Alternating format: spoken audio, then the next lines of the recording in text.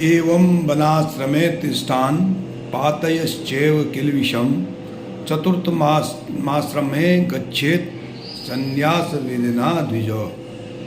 अर्थात गृहस्थ आश्रम के पश्चात मनुष्य को वानप्रस्थ आश्रम ग्रहण करना चाहिए। इससे मनोविकार दूर होते हैं। मनुष्य की मन और आत्मा दोनों निर्मल हो जाते हैं और चौथे आश्रम संन्यास में पहुंचने का मार्ग सुगम बन जाता है। स्मृति में आश्रम व्यवस्था को निर्धारित करने के लिए यह उपदेश दिया गया है। माँ शारदे को नमन और मंच के सभी पाठकों को सचेतना से राय सिंह भंडारी का हार्दिक अभिनंदन। सनातन धर्म के प्रचार प्रसार हेतु सचेतना का जो संकल्प है उसके अधीन आज के निर्धारित विषय वानप्रस्थ आश्रम है और जिसकी विधा गद्य सृजन की प्रस्तुति देकर आप सभी साहित्यकारों के सामने उपस्थित हुआ हूँ। वानप्रस्थ क्या है? वानप्रस्थ सनातन धर्म में 4 वर्ण व्यवस्था, 4 आश्रम व्यवस्था निर्धारित की गई है, जिसमें आयु के अनुसार आश्रम को 25-25 सालों में 4 भागों में विभक्त किया गया है। सनातन धर्म के अनुसार मनुष्य की औसत आयु 100 साल होती है, जिसमें कि जन्म से लेकर के 25 वर्ष तक ब्रह्मचर्य आश्रम, 25 से 50 तक गृहस्थ आश्रम और 50 से 75 तक वानप्रस्थ आश्रम और 75 से 100 साल तक संन्यास आश्रम का प्रावधान है। तो जब मनुष्य गृहस्थ आश्रम के सभी भोग विलासों को भोग लेता है और उसकी उनसे विरक्ति होने लगती है तो वह वानप्रस्थ आश्रम में प्रवेश कर जाता है। यह वानप्रस्थ आश्रम मनुष्य के जीवन का 14वां संस्कार भी कहलाया जाता है और यह मनुष्य का अति उत्तम आश्रम है। वानप्रस्थ में मनुष्य के क्या दायित्व होते हैं? सामाजिक दायित्व और धार्मिक दायित्व। चूँकि मनुष्य सभी भोग विलास वस्तुओं से ऊबकर संसार के सुखों से अब विरक्ति आने लगती है उसको, तो वह वानप्रस्थ आश्रम में प्रवेश करने लगता है। ये भी एक सीधे तौर पर ये कह सकते हो कि मनुष्य की तीसरी पीढ़ी यानी जब वह दादा बन जाते हैं तो उसका पारिवारिक दायित्व समाप्त हो जाता है।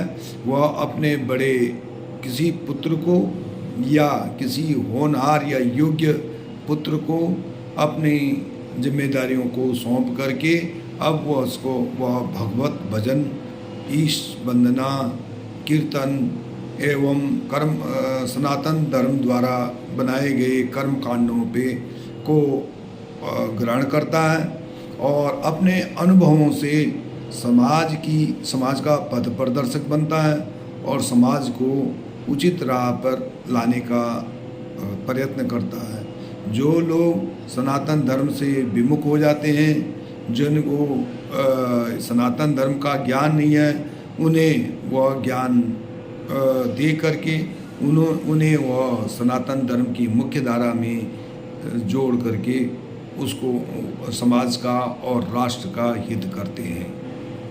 तो ये एक तरफ से बहुत अच्छी और स्वर्णिम व्यवस्था है और यह जो आश्रम है, वानप्रस्थ आश्रम है, वह एक तरफ से एक निस्वार्थ सेवा, समाज की निस्वार्थ सेवा, राष्ट्र की भक्ति और ईश्वर की भक्ति का एक समुचित संयोजन है। परंतु आश्रम व्यवस्था आजकल नहीं रह गई है। इसमें हम चर्चा करते हैं आश्रम व्यवस्था का ह्रास कमी। विज्ञान और पाश्चात्य विकास से आश्रम व्यवस्था लगभग समाप्त हो चुकी हैं और इससे पहले गुरुकुल व्यवस्था होती थी जिसमें कि सभी विद्यार्थियों को आश्रम व्यवस्था, वर्ण व्यवस्था और सभी कर्मकांडों के बारे में शिक्षा दी जाती थी, लेकिन अब वह नहीं रहा। संस्कृत हर व्यक्ति से दूर होती जा रही हैं, जिसके कारण कि आज जो है ये व्यवस्था लगभग धीरे धीरे गोचर नहीं होती हैं। विद्यालयों में पाश्चात्य शिक्षा, अंग्रेजी भाषा का महत्व और उच्च जीवन शैली के में ने सनातन धर्म की नींव हिला के रखी है। आज बहुत कम लोगों को आश्रम व्यवस्था का ज्ञान है और जिसे ज्ञान भी है वह उसका अनुसरण नहीं कर रहा है। उपसंहार में हमारा कहने का मतलब यह है कि जहाँ सनातन धर्म में आयु अनुसार व्यवस्था निर्धारित, आश्रम व्यवस्था निर्धारित की गई थी, वहाँ आज के परिवेश में यह प्रणाली कहीं गोचर नहीं होती है। न तो बालक ब्रह्मचर्य आश्रम का पालन कर रहा है और न तो वानप्रस्थ आश्रम ही कोई अपना गृहस्थी अपना रहा, और संन्यास की तो बहुत दूर की बात है। हाँ, इतना अवश्य होता है जब समाज परिवार जो है अपने बड़े बुजुर्गों को घर में नहीं रहने देता तो उसको वृद्धाश्रम में ज़रूर डाल देता है। तो ज़्यादा न कहते हुए नमस्कार। राय सिंह भंडारी, गुड़गांव।